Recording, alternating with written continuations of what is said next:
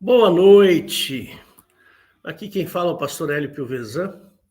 Estamos aqui na Igreja de Interlagos. Hoje é dia 20 de julho de 2025 e estamos reunidos aqui neste domingo para o culto da família, que ocorre todo domingo às 18 horas. Às terças-feiras nós temos a nossa escola da doutrina bíblica, que ocorre às 20 horas. Então você está convidado aí, se você nos encontrou aí pelo YouTube, fique à vontade em participar conosco. Nós temos o nosso site, que é o www.igrejadeinterlagos.com.br, onde você irá encontrar os nossos horários de culto. Tem um botãozinho também aqui em cima, ao vivo. E aí, se você clicar lá na hora do culto, você vai entrar nessa sala aqui e aí você vai participar. Tá bom? Fique à vontade para participar conosco. Todos os nossos cultos são gravados e disponibilizados no canal do YouTube, Igreja de Interlagos, tudo junto, tá? Lá no YouTube. Estamos também no Instagram e no Facebook. Peço que você nos siga lá.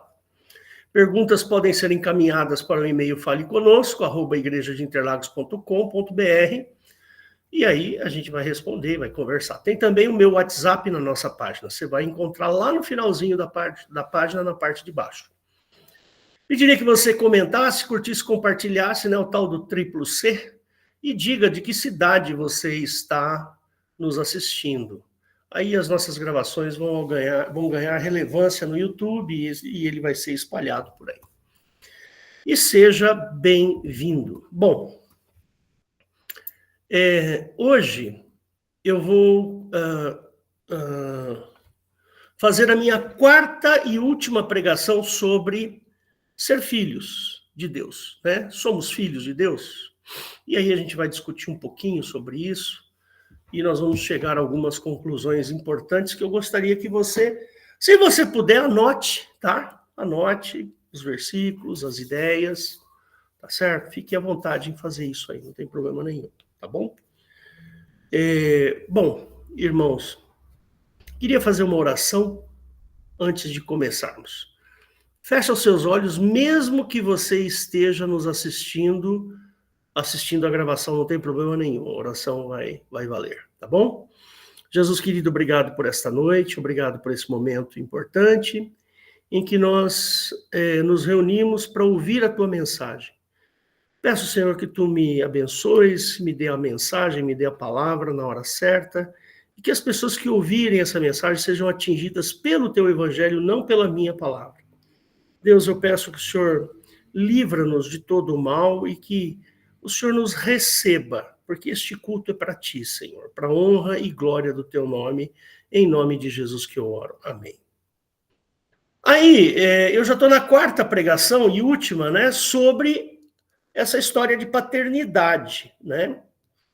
Eu gostaria que você procurasse lá no nosso canal no YouTube, tem lá as pregação 1, 2, 3 e essa daqui que a gente vai postar amanhã. Amanhã eu posto lá para você. E somos filhos de Deus, né? A gente tem, por tradição, achar que somos filhos de Deus, né? Eu também sou filho de Deus. Né? A gente ouve muito isso. A nossa cultura, ela tem uma forte influência católica, né? A cultura brasileira, ela tem uma influência muito grande do pensamento da doutrina católica ou da teologia católica. E eu combato isso aqui na igreja, né? Eu combato esse pensamento, né? Inclusive, aquela história de corpo, alma e espírito, tem uma pregação minha, eu vou voltar a falar sobre esse assunto em breve, né? A gente tem sempre o hábito de achar que somos três coisas, corpo, alma e espírito. E quando a gente morre, quem vai para o céu é ou a alma ou o espírito, não sei como é que é. E a gente um dia vai conversar um pouco mais sobre isso, a gente vai bater nessa tecla, embora eu já tenha pregado sobre isso. Bom, a pergunta é, somos filhos de Deus, né? Porque a Bíblia, ela tem aqueles versículos que fala sobre a adoção, né? A adoção, somos adotados, né? Então, a gente precisa entender exatamente o que é ser filho de Deus. E a adoção, né? Vamos abrir lá em Gálatas 4, de 1 a 7, só para a gente ter uma ideia desse assunto. Isso, aqui, deixa eu ver se eu não me embanando aqui, que a gente vai ficando velho, vai ficando tudo embanado. Vamos lá, Gálatas capítulo 4, de 1 a 7. Ele fala assim: digo, pois, que todo o tempo que o herdeiro é menino, em nada difere do servo, ainda que seja senhor de tudo, mas está debaixo de tutores e curadores, até ao tempo determinado pelo pai. Assim também nós, quando éramos meninos, estávamos reduzidos à servidão, debaixo dos primeiros rudimentos do mundo. Mas, vindo à plenitude dos tempos, Deus enviou o seu filho, nascido de mulher, nascido sob a lei, para remir os que estavam debaixo da lei, a fim de recebermos a tal da adoção de filhos. Então, essa palavra aqui é que a gente está se debruçando sobre ela. Ou essa ideia, né? A fim de recebermos a adoção de filhos. Precisamos entender o que é isso aqui. Porque sois filhos, Deus enviou aos vossos corações o Espírito do seu Filho que clama, Abba, Pai. Assim que já não és mais servos, mas filho. E se és filhos, és também herdeiro de Deus por Cristo. Então, esse texto, se você não prestar bem atenção, ele passa a ser apenas um poema, um texto bonito, escrito há 2000 anos atrás. Uma coisa meio que só envolto da estética, da beleza do texto, mas sem significado. E é isso que eu quero dar para vocês hoje. Eu quero dar sentido a esse texto. Quer dizer, eu já venho dando sentido a esse texto das últimas 3 pregações. Hoje a gente vai encerrar, né? Então, além da beleza do texto, da poesia do texto, da estética desse texto, que foi escrito pelo apóstolo Paulo, tem coisa aí, irmãos, tem coisa aí atrás desse texto. E a gente precisa entender. Se a gente não entender, aí é complicado, né? Tá aí, ó, né? Porque, para remir os que estão debaixo da lei, a fim de recebermos a adoção de filhos. A palavra adoção aqui, no português comum, no nosso dia a dia, a gente chama de adoção. Quando você vai lá, você fala, não posso ter um filho, ou fiquei com vontade de ter mais um filho, só que eu estou velho, não posso ter mais, tal. Então eu vou lá no Ministério Público e faço um processo de adoção para entrar na fila da adoção.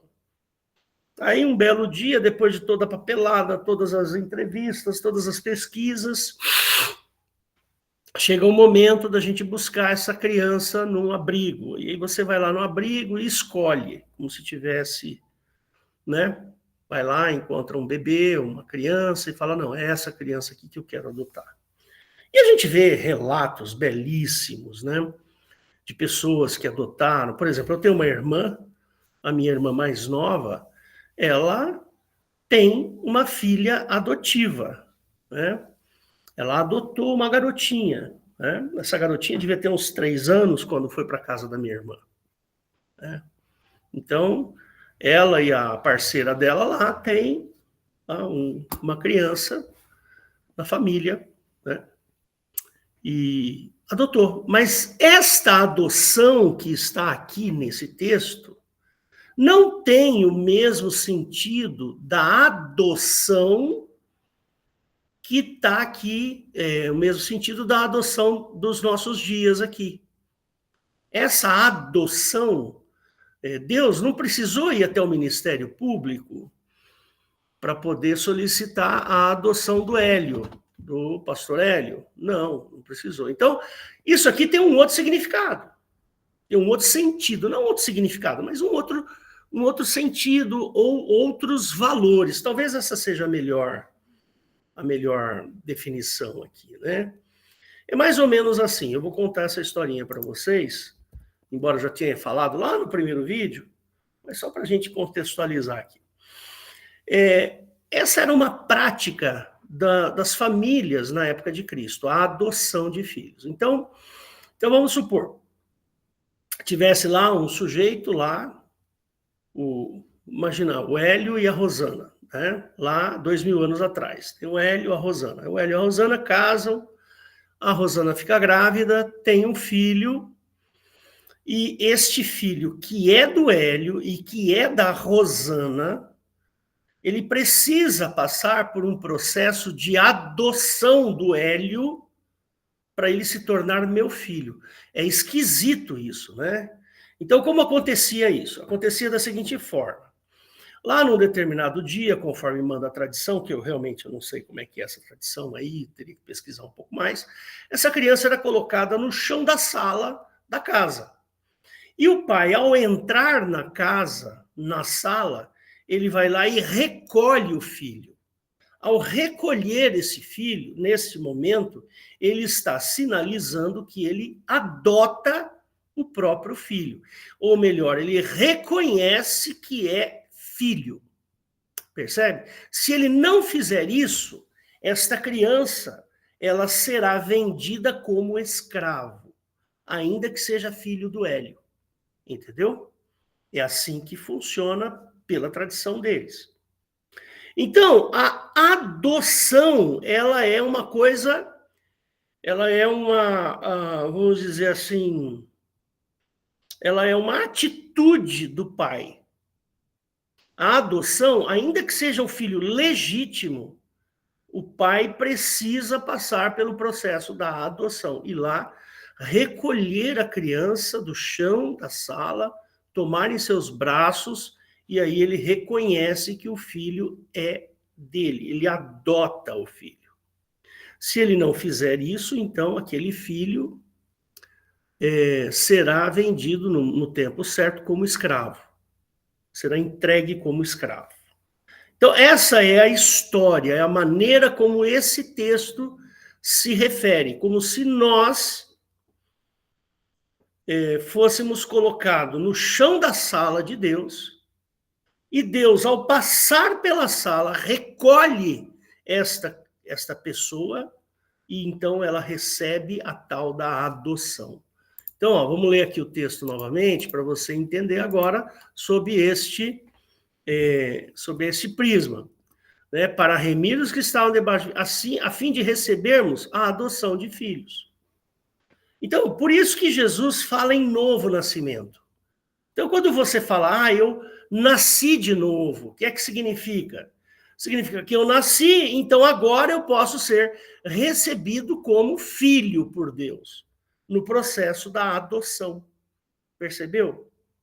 E aí, aquele filho adotivo, a que foi adotado, não no sentido adotivo dos nossos dias, mas no sentido adotado, adotivo, daquele momento, não é mais servo, como está no verso 7. Mas é filho. Se é filho, então é herdeiro. Ou seja, herda, tem direito aos bens.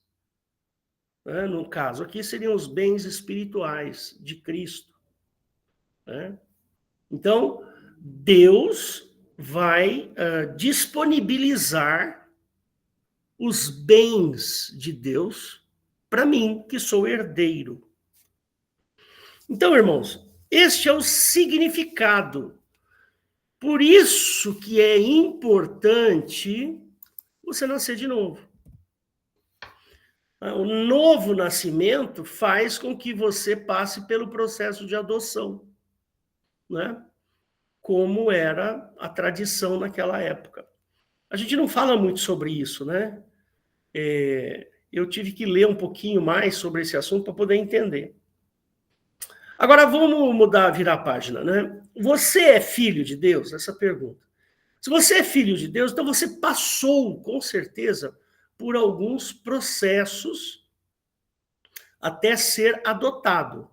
Então, os processos são: eu vou lá, eu recebo o poder de me tornar filho de Deus, como está lá em João, capítulo 1, verso 12. Né?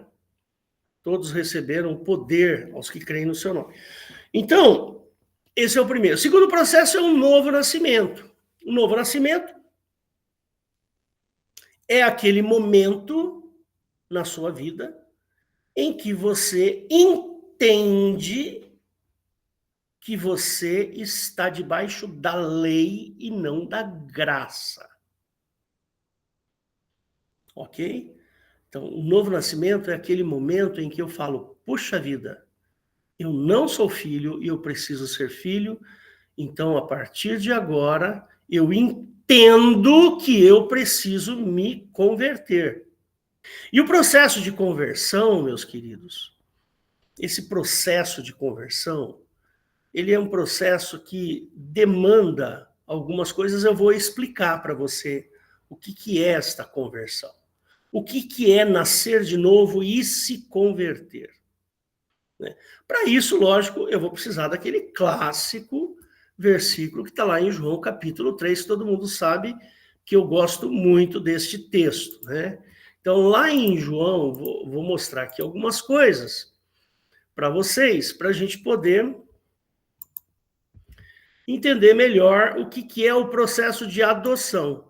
Aqui em João capítulo 3, eu vou contextualizar aqui para vocês. Né? Tinha um sujeito chamado Nicodemos, que era um príncipe judeu, um príncipe, uma pessoa importante do judaísmo naquele momento. Né? E esse Nicodemos era um homem que, pelo fato dele ser importante dentro do judaísmo daquele momento, ele não queria se expor.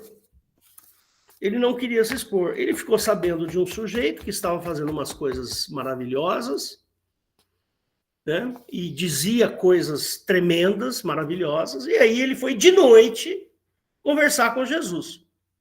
Ele não queria ir de dia, por quê? Porque de dia alguém podia vê-lo falando com Jesus, e aquilo poderia não soar uma coisa muito boa, uma vez que ele era príncipe.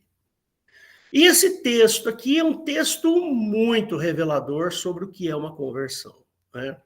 Então, se você está ouvindo essa mensagem pelo YouTube, presta atenção para você entender o que significa nascer de novo e se converter a Cristo. Eu vou tentar traduzir ou esmiuçar esse texto aqui para você. Então, havia entre os fariseus, verso 1, né, um homem chamado Nicodemos, príncipe dos judeus, um cara muito importante. E este, né, o Nicodemos, foi ter de noite com Jesus e disse-lhe, Rabi, Rabi significa mestre. Bem sabemos que és mestre vindo de Deus, porque ninguém pode fazer esses sinais que tu fazes se Deus não for com ele. Aí Jesus, o próprio Nicodemos, reconhecendo que Jesus é uma pessoa vindo de Deus, porque Jesus fazia milagres, coisas tremendas. Percebe? Então, Nicodemos reconhece que Jesus era uma pessoa diferente e que ele estava ali a fazer coisas diferentes. É isso que está no versículo 2. Então, Jesus, sabemos que és mestre vindo de Deus, porque ninguém pode fazer essas coisas aí malucas que você está fazendo. Aí Jesus sabia muito bem quem era Nicodemos, né? Aí Jesus fala assim, na verdade, eu te digo que aquele que não nascer da água e do Espírito não pode entrar no reino de Deus. Então, tem dois elementos aqui interessantes, que é a água e o Espírito. Né? Então, tá aí. O que é que significa isso? Bom, nascer da água é o batismo. Né? Batismo. E nascer do Espírito, aqui é que está o elemento importante da história para você. Nascer do Espírito significa refutar toda a tradição que você entende por coisas espirituais e reformular essas coisas no seu entendimento. O que Jesus está dizendo aqui, falando assim, olha, aquele que não nascer da água e aquilo que você entende das coisas espirituais se você não renovar, se você não mudar o seu raciocínio, mudar o seu pensamento, mudar a sua forma de ver as coisas, você não pode entrar no reino de Deus. Porque o reino de Deus exige que você tenha um novo entendimento das coisas espirituais que você conhece. Então, queridos, este versículo 3, verso 5, ele é revelador. Ele é profundamente revelador. Jesus, sabendo que Nicodemos era um homem religioso, cheio de entendimento das coisas espirituais da religião dele, Jesus falou assim: Nicodemos, tudo o que você conhece, tudo o que você sabe, para mim não vale. Então você tem que nascer de novo. Você vai recusar todo esse seu entendimento, porque eu vou te dar um novo entendimento. Isso é nascer de novo. Entendeu? O que é nascido da carne é carne, o que é nascido do espírito é espírito. Percebe que aqui os dois espíritos aqui estão escritos de maneira diferente? Então aqui eu tenho espírito em maiúsculo e aqui eu tenho espírito em minúsculo. Isso aqui tem um significado importante também.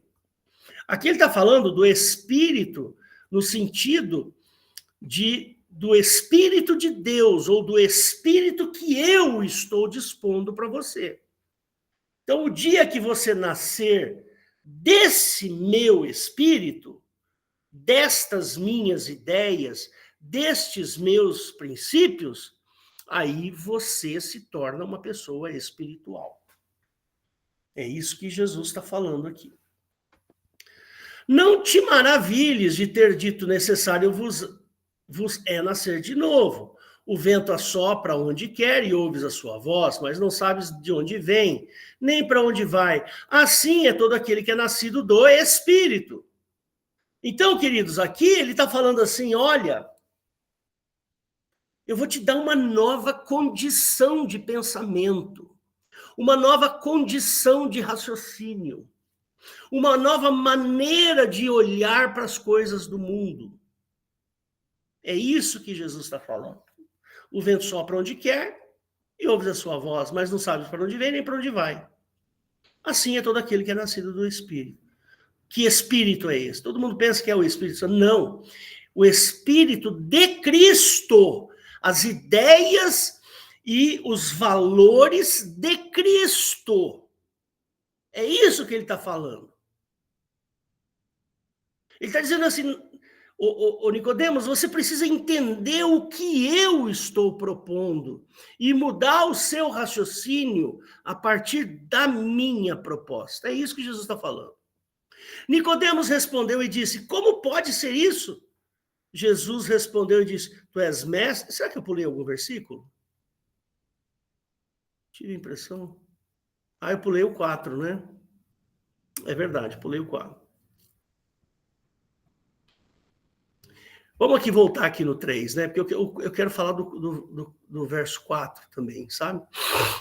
Jesus respondeu, na verdade, diga aquele que não nascer de novo não pode ver o reino de Deus. Ou seja, você só pode ver o reino de Deus se você mudar a sua maneira de como você vê o mundo. E a maneira como você tem que ver o mundo, como você tem que olhar para as coisas é a minha maneira. Ok? É o meu jeito, Jesus está falando. É a minha maneira. Eu sou a pessoa que vai te dar entendimento das coisas do mundo. É isso que ele está falando. Disse Nicodemos, como pode um homem nascer de novo sendo velho, pode porventura tornar a entrar no ventre da sua mãe e nascer? Aí Jesus falou, não, Nicodemos, não é isso. Você está entendendo ao pé da letra. E eu estou falando de coisas espirituais. Eu estou falando daquilo que é sublime, aquilo que vai te colocar junto de Deus. Né? Mas vamos continuar aqui. Aí, Nicodemos respondeu, como pode ser isso? Jesus respondeu e disse: tu és mestre de Israel, não sabes isto? Poxa vida, você tem um cara tão entendido na tua religião e não é capaz de entender isso? Na verdade, te digo que nós dizemos o que sabemos e testificamos o que vimos. Está vendo aqui que ele está falando? Jesus está falando de raciocínio, de pensamento, de olhar, de ver as coisas. Olhem, na verdade, te digo que nós dizemos o que sabemos e testificamos o que vimos. É Jesus falando. E não aceitais o nosso testemunho. Se vós falai de coisas terrestres e não crestes, como crereis se vos falar das celestiais? Ora, ninguém subiu ao céu, senão o que desceu do céu, o Filho do Homem, que está no céu. E como Moisés levantou a serpente no deserto, assim importa que o Filho do Homem seja levantado, para que todo aquele que nele crê não pereça, mas tenha vida eterna. Então tá aí. Não sei se você consegue seguir a minha linha de raciocínio. Olha, você precisa ser adotado. Mas para você ser adotado, você precisa nascer de novo. Para você nascer de novo, você tem que mudar o seu jeito de pensar. Porque agora, Jesus, vou te dar uma maneira de você pensar de maneira correta. Uma nova maneira de você pensar. É isso que Jesus está falando. E quando você se converte, é quando você entende que o seu jeito de pensar está errado. Isso é a verdadeira conversão e o novo nascimento. É o reconhecimento de que aquilo que eu entendo por vida espiritual ou coisas espirituais não serve. Jesus tem que colocar coisas novas dentro de mim. E eu tenho que tirar as velhas. Meu novo raciocínio. É difícil. Olha, eu vou dar um exemplo para você de como isso é sério e é importante, né?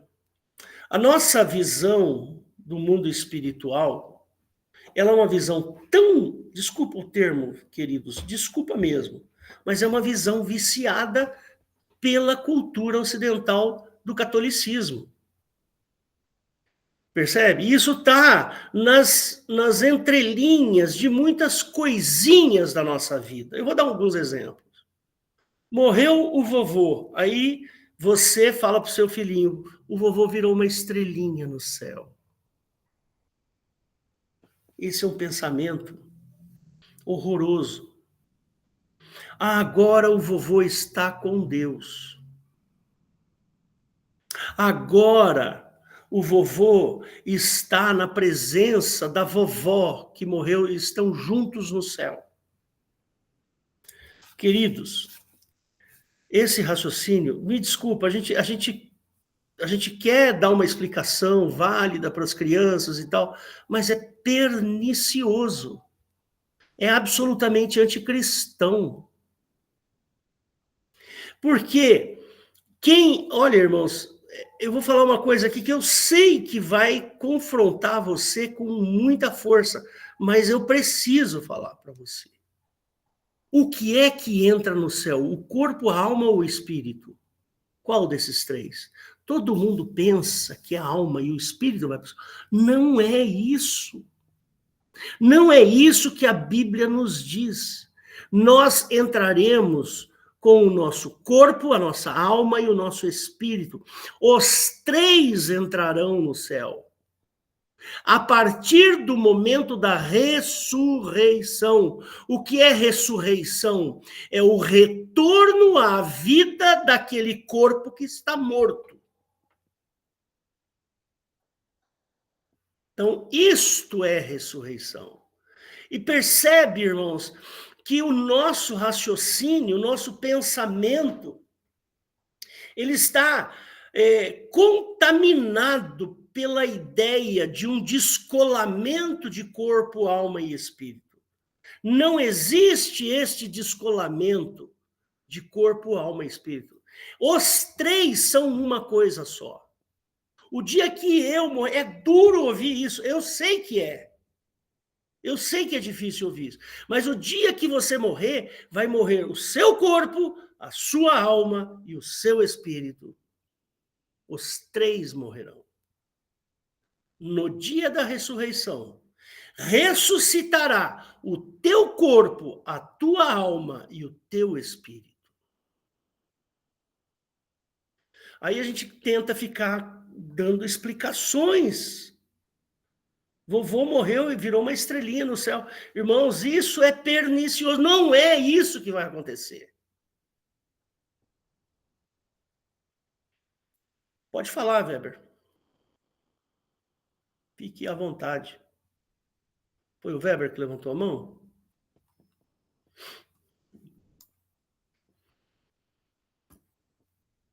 Tive a impressão que alguém levantou a mão. Tá bom. Se quiser, pode me interromper, não tem problema nenhum.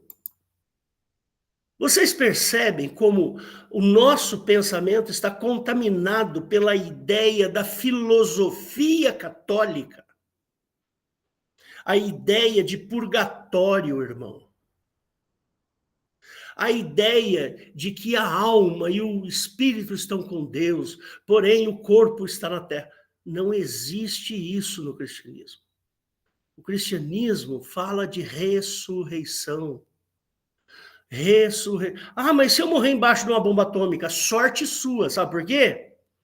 Porque se você morrer embaixo de uma bomba atômica, é a melhor morte que você poderia ter, sabe por quê? Você vai receber uma explosão tão violenta que o teu cérebro vai explodir antes de que qualquer sinal de dor chegue no teu cérebro.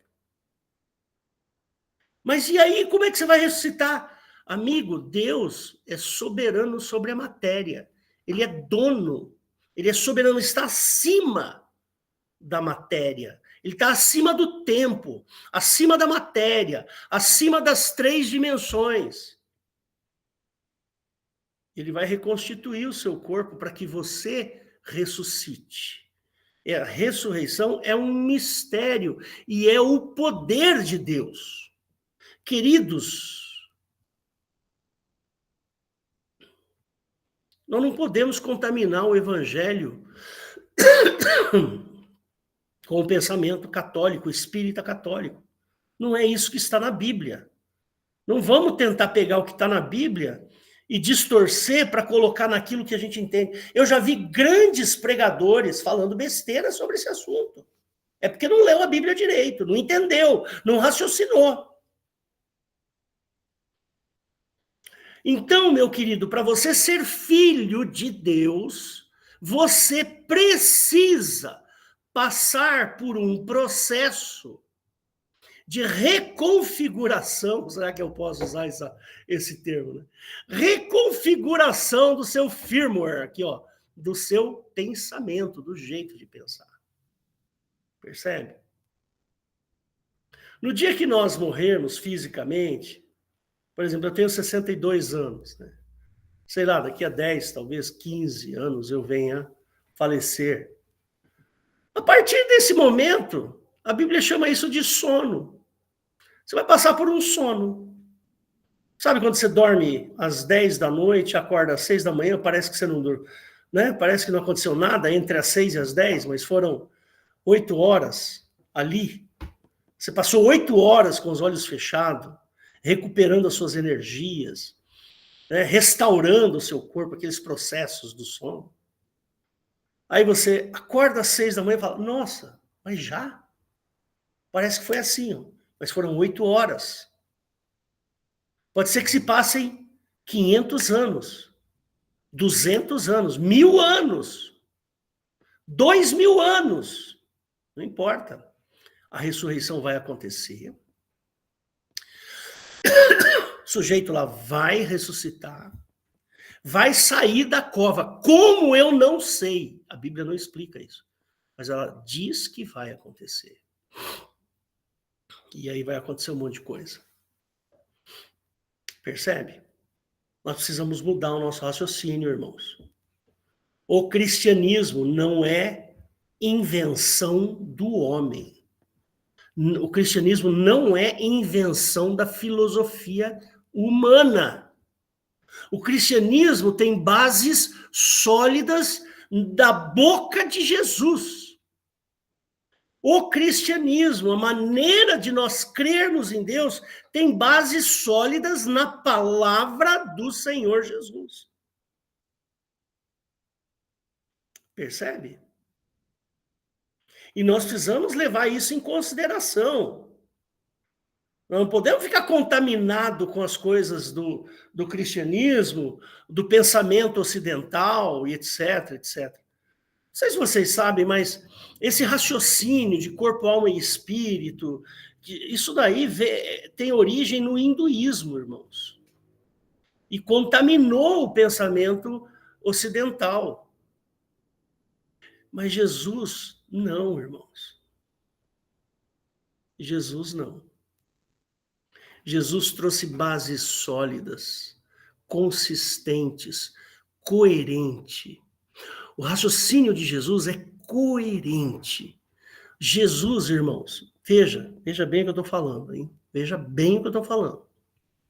Jesus, ele é tão sublime, ele é tão incrível que o plano de Jesus não tem brecha, percebe? Não há brecha para erros. A obra de Cristo é uma obra absolutamente perfeita. Não existe uma vírgula na obra de Cristo que esteja longe da sua vontade. Então, você nasça de novo. Você nasça de novo. Mude o seu jeito de pensar e adquira o pensamento, o jeito de pensar de Cristo. Foi o que Paulo fez, irmãos. Olha o que Paulo fez. Vamos ler lá, eu não me lembro agora em que versículo que está. Eliette, arruma aí para mim aquele versículo que Paulo considera tudo por esterco lá, que ele fala. Acho que deve ser... Vamos ver aqui. Deve ser... Deve ser Colossenses ou Filipenses. É isso?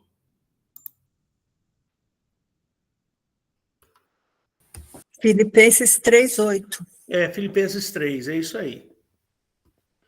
Vamos dar uma passeada nesse texto aqui para você entender o que eu estou falando. Aí ele fala aqui.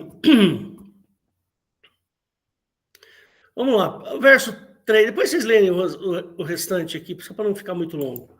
Mas em Filipenses 3:4, ainda que também podia confiar na carne, se algum outro cuida que pode confiar na carne, ainda mais eu, circuncidado ao 8º dia, da linhagem de Israel, da tribo de Benjamim, hebreu de hebreus, segundo a lei fui fariseu, segundo o zelo perseguidor da igreja, segundo a justiça que há na lei, irrepreensível, mas o que era para mim ganho, reputei-o por perda. Olha aí, ó.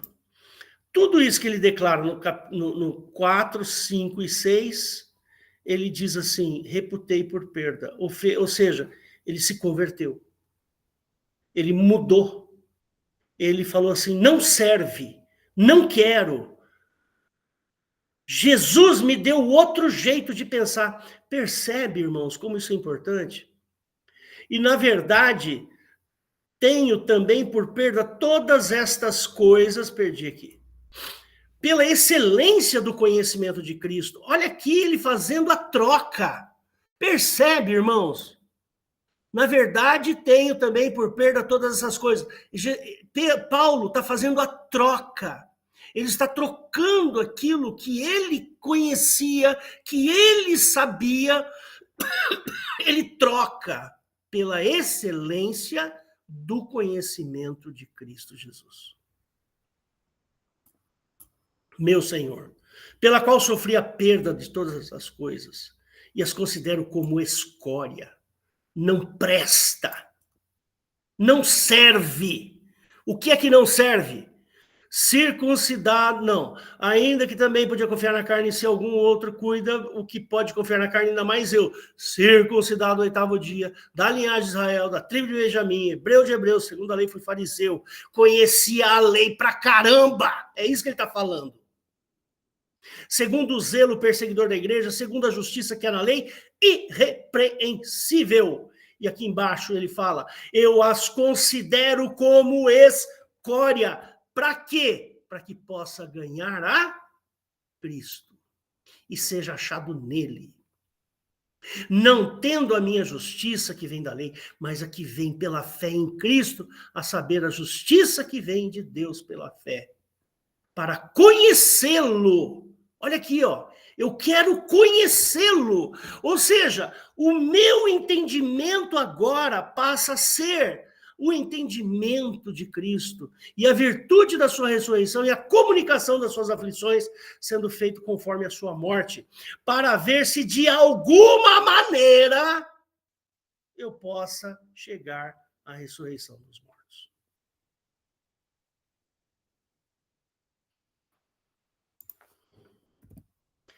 Gente, esse assunto é brabo. Esse assunto é nervoso. Tudo que a gente conhece, tudo que eu aprendi na universidade, tudo que eu aprendi na minha vida, todas as coisas que eu li, serve para nada.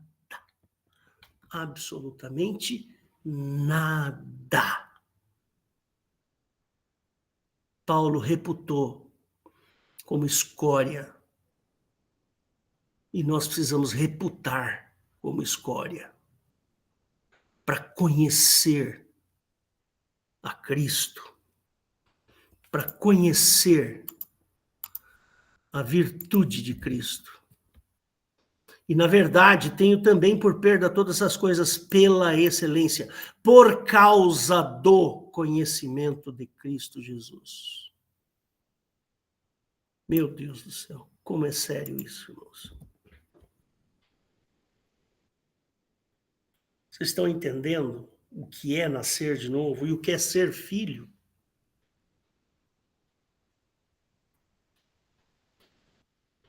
A teologia, irmãos, me desculpem aí os teólogos, mas a teologia, ela é importante no aspecto da gente entender coisas profundas a respeito do texto bíblico.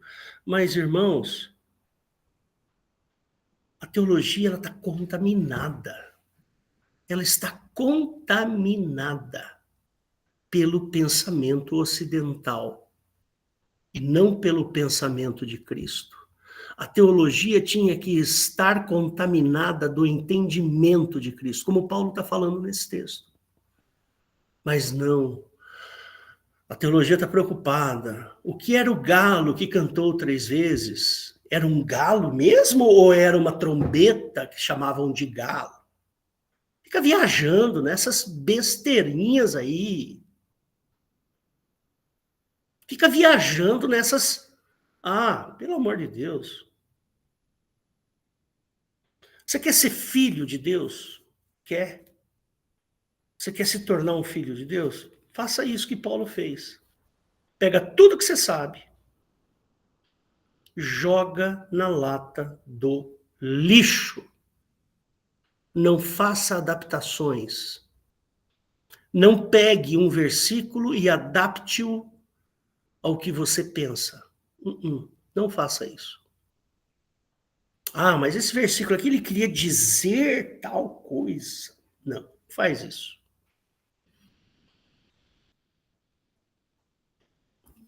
Então, meus irmãos, eu termino esse assunto aqui.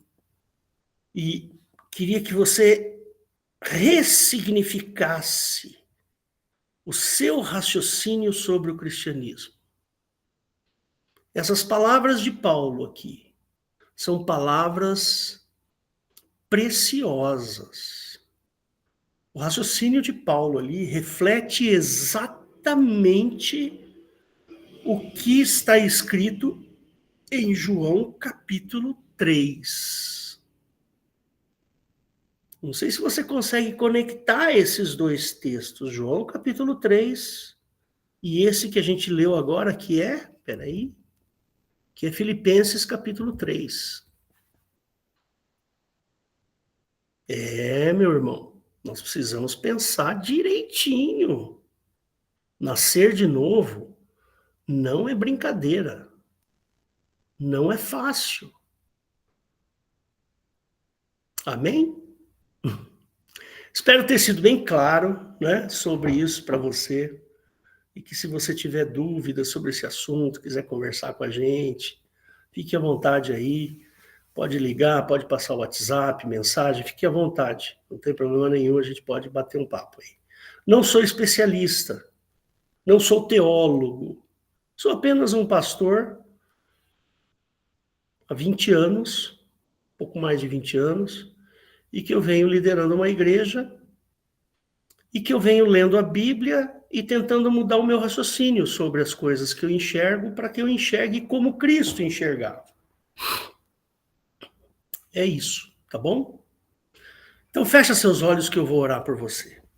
Jesus querido, obrigado pela tua mensagem, obrigado pela tua palavra, Senhor, obrigado por esse momento tão maravilhoso, Senhor. O Senhor pode falar com a tua igreja, que o Senhor pode abrir o nosso pensamento, abrir o nosso raciocínio, falar conosco, Senhor. Peço, Deus, que as pessoas que ouvirem essa mensagem possam chegar a essa conclusão e que os teus pensamentos, Deus, sejam os nossos pensamentos e não o contrário. Peço, Senhor, que o Senhor atinja essas pessoas e nos livre de todo o mal. Em nome de Jesus que eu oro. Amém.